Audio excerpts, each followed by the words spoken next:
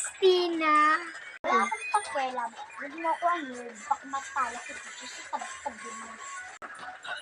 Grabe ka naman sa akin. Akala mo loko-loko lang to. Alam ko, hindi loko-loko to. Pero, matatala ko pa. Sobra ka na. Ginagawa mo sa akin to. Hindi. Nakakatawa ka. Baka matalo kita. Ha? Hindi mo ako matatalo kasi malakas ako sa kakanyo.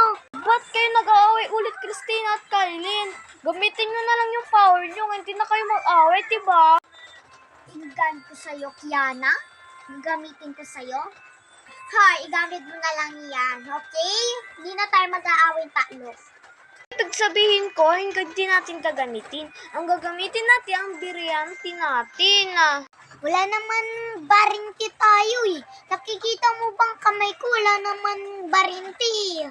Alam ko, wala tayong biryante. Kapag na-wish natin yan, biryante, tayo ang isang, tayo yung magliligtas sa mga tao at biryante ang kakakayahin natin, diba, Kailin at Christina? Gamitin na lang na, wish na lang natin yung barinti natin, ha? Hindi naman yung sinabi mo, Christina, dapat ang sabihin mo, biryante, ha?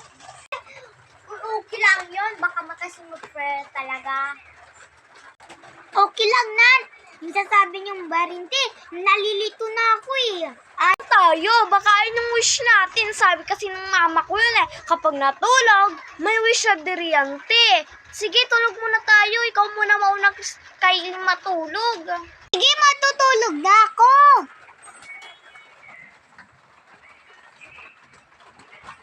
Tapos ikaw, Christina, matulog na. Tulog na si Kailin. May wish na siya. Sige, matutulog na ako. Good night. Sila, matutulog na ako. Ang wish ko sana magbiryante akong hangin.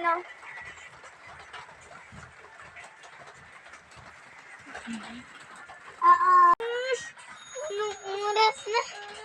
Tulog ka pa dyan. Yeah. Nagbarinti na ba ako? Nagamit ko na. Ay, wag ka nagamit. Baka, aluluto mo na.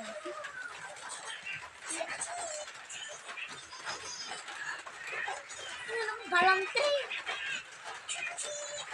Sakya lagi.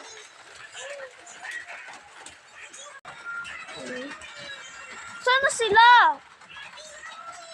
Baka na may biryante na sila. Tatay na nga.